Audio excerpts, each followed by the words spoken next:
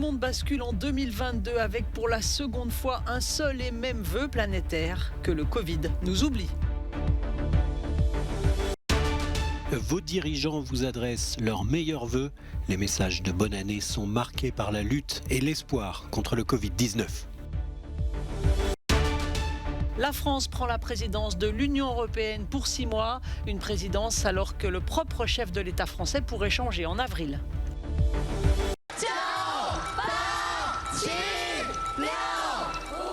De Taïwan à Sydney en passant par Hong Kong, une bonne partie de la planète est déjà passée en 2022 et a déjà levé la tête pour admirer les feux d'artifice.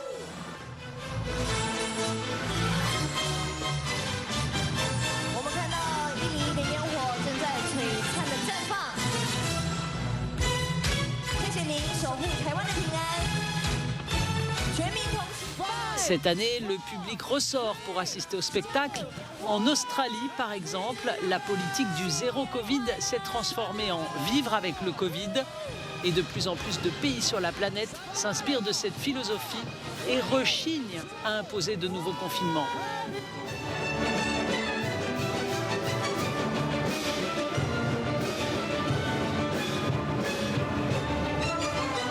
Mais l'heure est à la fête. En tout cas, derrière un écran en regardant Euronews, aucun risque de contamination. Bonne année à vous tous.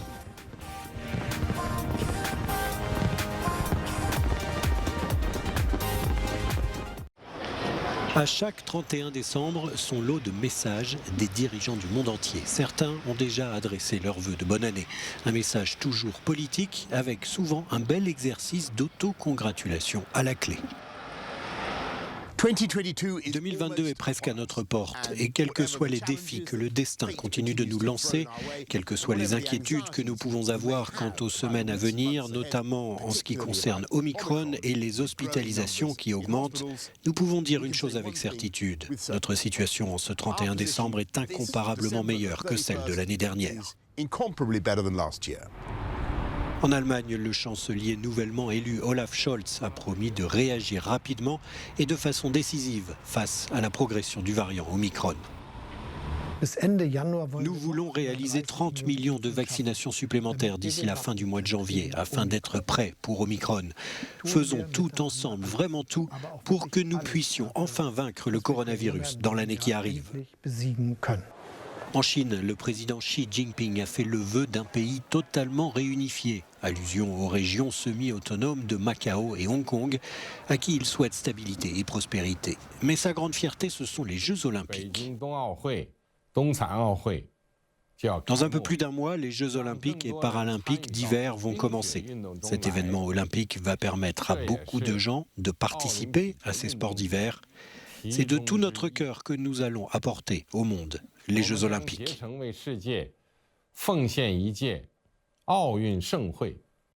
S'il fallait résumer en une phrase l'objectif de cette présidence qui s'étendra du 1er janvier au 30 juin, je dirais que nous devons passer d'une Europe de coopération à l'intérieur de nos frontières à une Europe puissante dans le monde, pleinement souveraine, libre de ses choix et maître de son destin. Le ton est donné par Paris pour annoncer sa présidence semestrielle de l'Union européenne. Pour Emmanuel Macron, la souveraineté doit passer par une réforme de l'espace Schengen, la zone de libre circulation des personnes en Europe. La première, ce sera la mise en place d'un pilotage politique de Schengen. Deuxièmement, souhaitons porter la création d'un mécanisme de soutien d'urgence aux frontières en cas de crise. Face à la crise économique provoquée par la pandémie de Covid-19, le chef de l'État français veut donner un axe social à son action. Un sommet supplémentaire est prévu en mars pour évoquer un nouveau modèle de croissance. Emmanuel Macron souhaite avancer vers un salaire minimum en Europe. Il veut aussi créer des industries fortes dans la haute technologie, en matière de santé, de défense et d'environnement. Le climat est bien sûr aussi à l'agenda. Paris compte faire progresser les discussions sur le mécanisme de la taxe carbone aux frontières. Certaines critiques soulignent que ce programme va au-delà du mandat semestriel et qu'il s'agit davantage d'un projet pour plusieurs années. Mais les observateurs soulignent le rôle de tribune que peut représenter la tête du Conseil de l'Union européenne pour Emmanuel Macron. Cette présidence du Conseil de l'Union, à la fin de son mandat présidentiel, est l'occasion de semer des idées pour les années à venir, de lancer des orientations politiques et d'essayer de remodeler un peu plus l'Europe post-pandémie, l'Europe avec un nouveau gouvernement allemand dans une nouvelle direction par rapport à ce qu'elle a été ces dernières années. Ce semestre européen sera cependant télescopé par la campagne électorale au printemps prochain en France pour désigner le prochain président. De fin mars à fin avril, les autorités françaises seront davantage centrées sur la scène nationale. Toutefois, le travail des diplomates à Bruxelles, lui, se poursuivra, plus en coulisses et moins dans la lumière.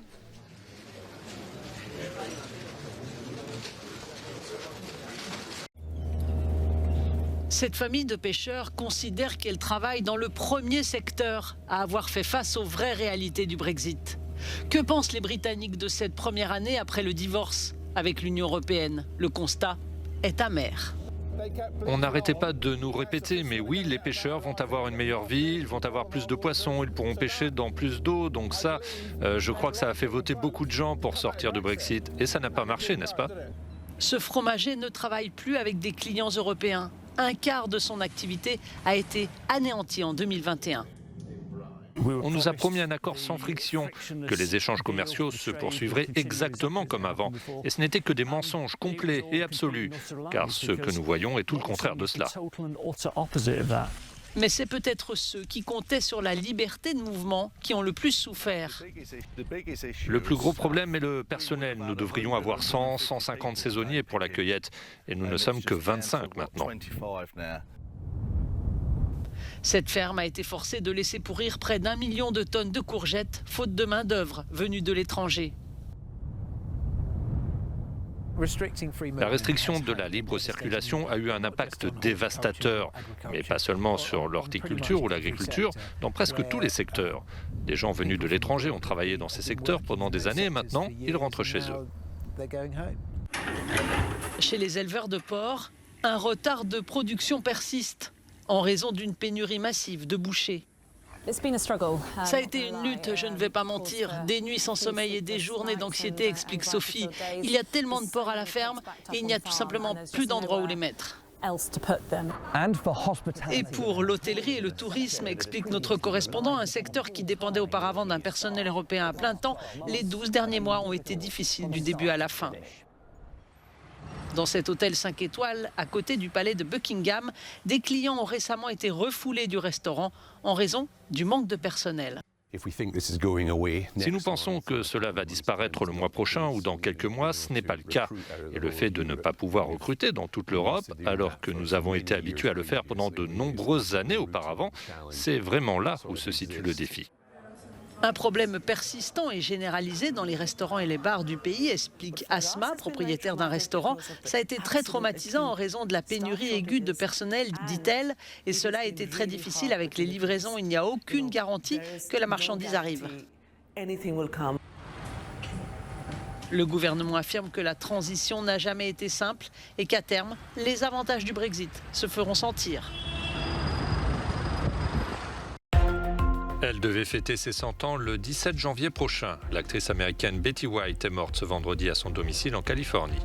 Elle avait fait ses débuts à la télévision en 1949, puis au cinéma 13 ans plus tard. Son rôle le plus marquant restera celui qu'elle jouait dans Golden Girls, Les Craquantes en version française, une série diffusée dans les années 90. Betty White avait remporté 6 Emmy Awards.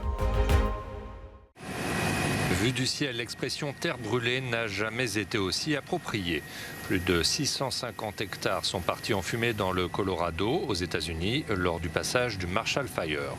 Cet incendie, alimenté par des rafales de vent allant parfois jusqu'à 160 km/h, a détruit des centaines d'habitations et entraîné l'évacuation de plus de 33 000 personnes.